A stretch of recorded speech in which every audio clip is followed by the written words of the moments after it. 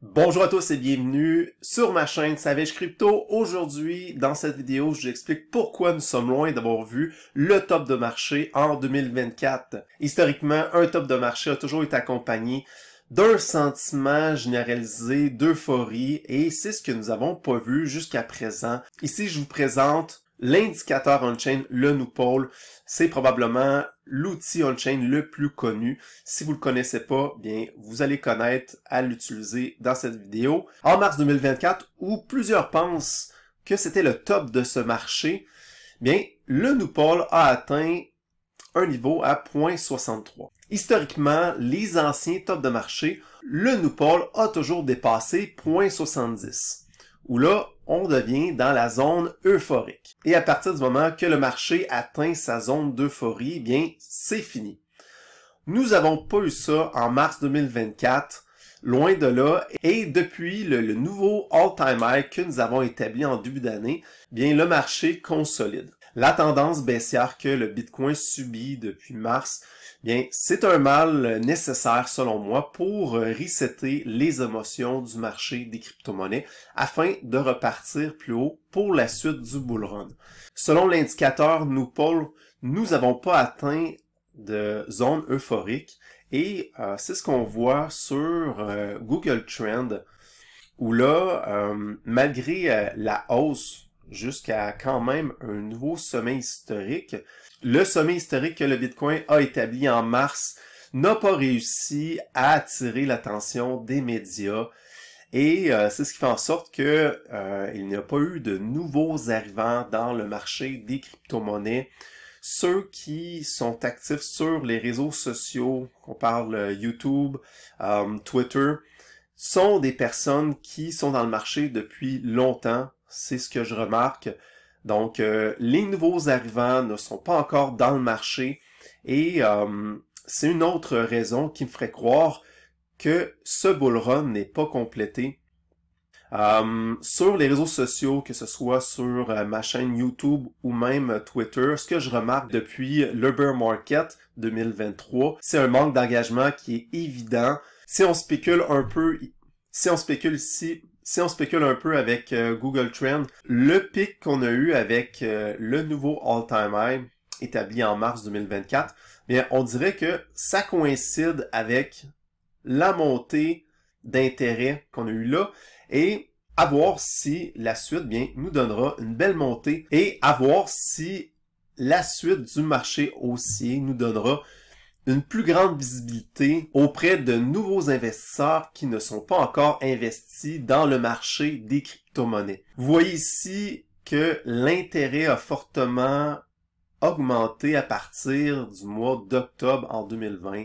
J'estime qu'en octobre 2024, que l'histoire se répétera plus ou moins. Du moins, je suis bullish pour le mois d'octobre. L'attention aussi, ce qu'il faut savoir, c'est que ça vient avec le prix à un certain niveau. Donc, si le prix redevient favorable, qu'on dépasse son all-time high, je suis vraiment persuadé que nous allons atteindre des niveaux similaires en termes d'intérêt qu'on a eu en 2020 et même les dépasser probablement. Maintenant, je vous présente le Stablecoin Supply Ratio. C'est un ratio qui est calculé en fonction du market cap du Bitcoin divisé par le market cap de plusieurs stablecoins mis ensemble. Lorsque l'indicateur devient bleu, comme on peut voir à plusieurs endroits sur cette charte, ça nous indique deux choses. La première chose que ça nous indique, c'est un marché qui se dérisque, un marché qui quitte les crypto-monnaies volatiles pour se réfugier dans les stablecoins. On voit ce genre de situation à l'approche d'un bear market. La deuxième chose que nous pouvons observer, c'est des bons points d'entrée, des moments où c'était profitable d'être exposé aux crypto-monnaies volatiles comme le Bitcoin. On remarque que c'était le cas juste ici, ça l'a monté un petit peu, et ici où là l'indicateur SSR nous indiquait que c'était un autre point intéressant pour être exposé aux crypto-monnaies volatiles. Présentement, l'indicateur affiche bleu, comme on peut voir ici. Selon moi, c'est un bon moment pour s'exposer davantage aux crypto-monnaies à risque, comme le Bitcoin. Donc, je dis à risque, c'est simplement pour dire qu'ils sont sujets à volatilité. Maintenant, avec la dominance de l'UST, bien, nous avons un peu la même information, c'est-à-dire que la dominance de l'UST a atteint une résistance. D'après moi, ça n'ira pas plus haut. Et si effectivement les stablecoins migrent vers les actifs volatiles, ce qu'on va pouvoir observer, c'est une descente de la dominance de l'UST vers ces niveaux, à mon avis. Un niveau qui respecterait la ligne de tendance qui date depuis 2018. Cette chute au niveau de la dominance de l'UST serait une très bonne chose pour la reprise du marché haussier sur les crypto-monnaies. Maintenant, au niveau de la liquidité mondiale des banques, on sait que la liquidité a un fort impact sur les marchés à risque, que ce soit les stocks normaux ou le marché des crypto-monnaies. Dans ce graphique, on peut observer la liquidité mondiale par la ligne en bleu que vous voyez ici. En observant bien ce graphique, on remarque que chaque montée sur le Bitcoin, qui est représentée par la ligne en noir, a été accompagnée par une augmentation de la liquidité. La liquidité qui est représentée par la courbe en bleu. Ça a été le cas pour la montée que nous avons eue ici, ici, et la montée que nous avons eue en 2024.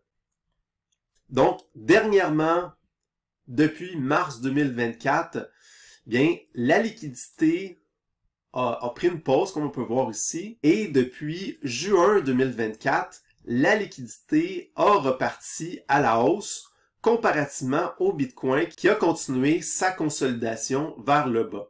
Historiquement, chaque fois qu'il y avait une divergence entre la liquidité qui montait et le prix du Bitcoin qui descendait, bien, ça n'a pas pris longtemps que le Bitcoin s'est mis à repartir à la hausse dans la même tendance que la liquidité. On peut remarquer que c'est le cas juste ici, en 2015, où la liquidité s'est mis à augmenter, le prix tentait de trouver un bottom. Plus récemment, en 2022, on remarque que la liquidité s'est mis à augmenter en premier, avant même que le prix du Bitcoin commence à trouver son bottom et commence à augmenter pour commencer officiellement le bull run dans lequel nous sommes.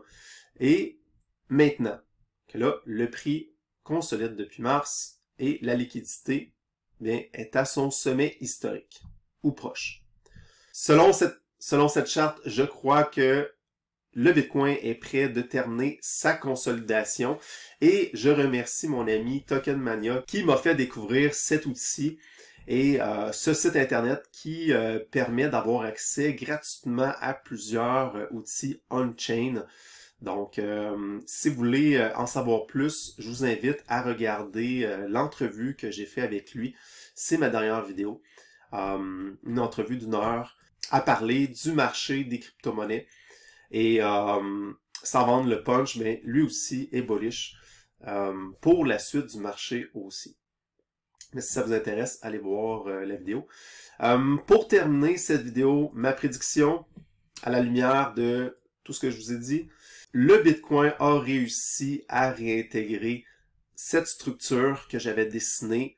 À mon avis, et je peux avoir tort, nous avons eu le bottom. Vous voyez ici, il y a une divergence entre le prix et le RSI. À partir de maintenant, je m'attends à faire des bas de plus en plus hauts pour changer la structure baissière que nous avons depuis mars 2024.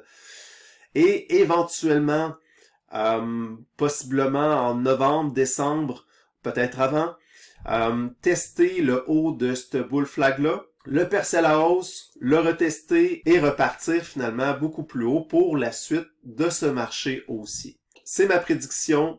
À voir si ça va se réaliser. Merci de votre écoute. Si vous n'êtes pas déjà abonné, je vous invite à vous abonner si vous aimez le contenu que je fournis. N'hésitez pas aussi à laisser un commentaire et un like. Merci de votre écoute et on se revoit dans la prochaine vidéo.